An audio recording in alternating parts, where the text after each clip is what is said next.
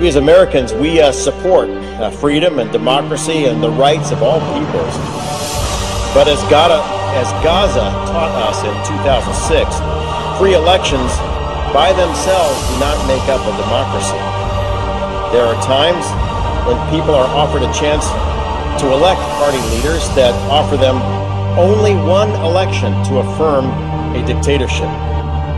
We can also learn from the year 1938 that the dangers of ignoring developments abroad are huge.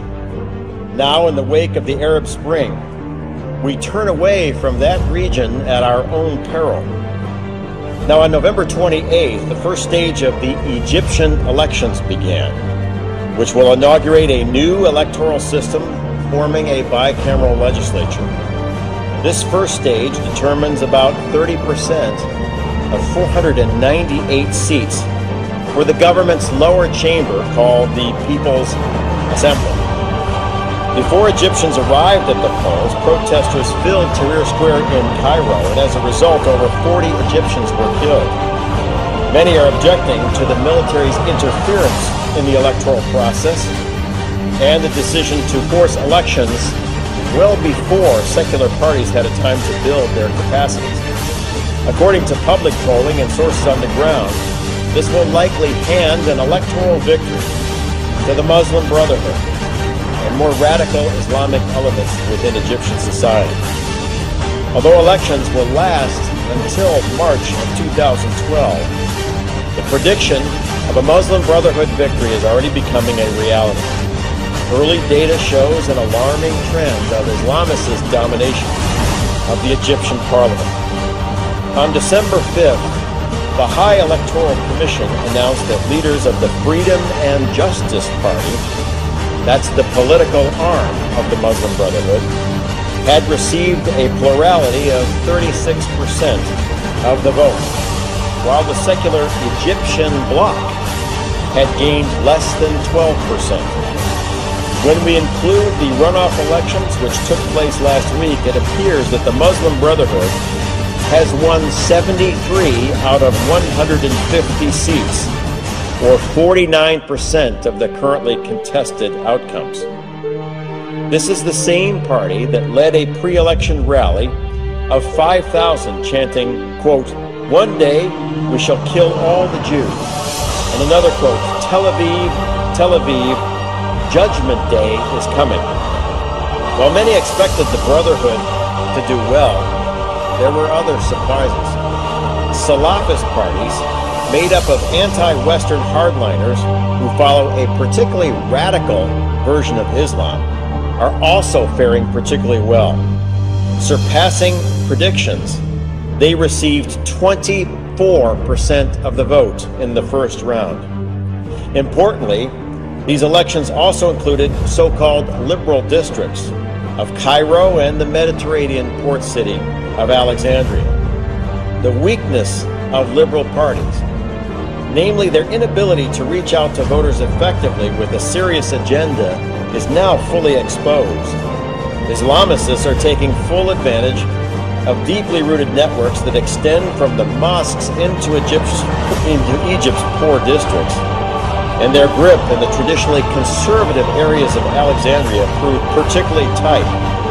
And these areas are also home to a majority of the Coptic Christian community. It's clear that if Islamist parties and candidates continue their currently won gains in other elections, they will capture 60% of the national vote in Egypt. This will situate the new Egyptian parliament around deep ideological differences between Salafis, the Muslim Brotherhood, and liberal groups, making the Brotherhood the power broker between Egyptian left and right. Now, what does this all mean? By January, the United States could face an Egypt defined by a hatred of Israel and many of the freedoms we hold dear. Freedom of expression, women's rights, the right to practice any religion. This Egypt counts Iran as a friend and poses a threat to the Camp David peace accords, which have served as the cornerstone for Egypt's strategic position for 30 years.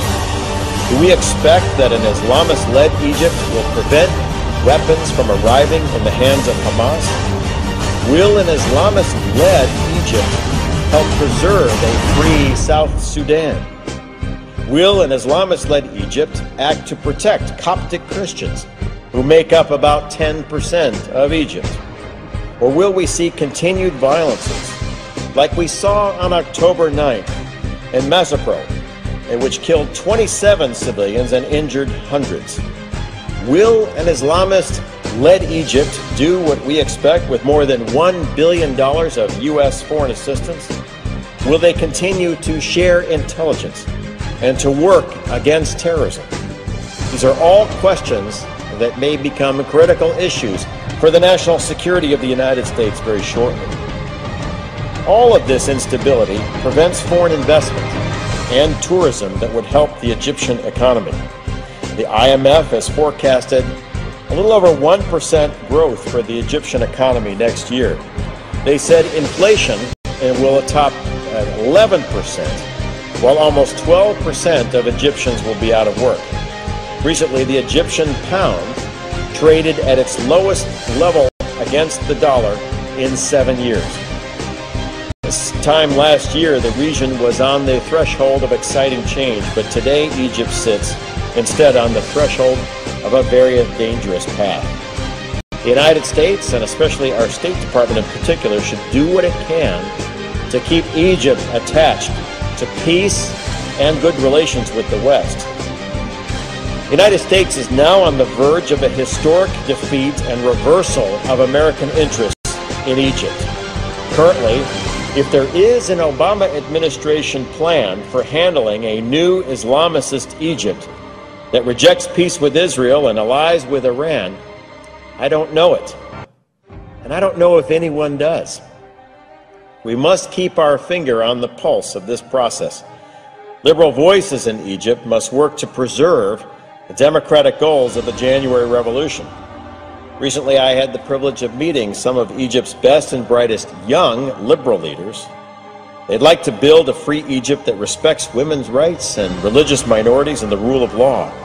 I was encouraged in meeting with them, but only hope that the coming election is not like a 1930s election in Germany, where people in Egypt are given one choice: to affirm a dictatorship, and then that is the end.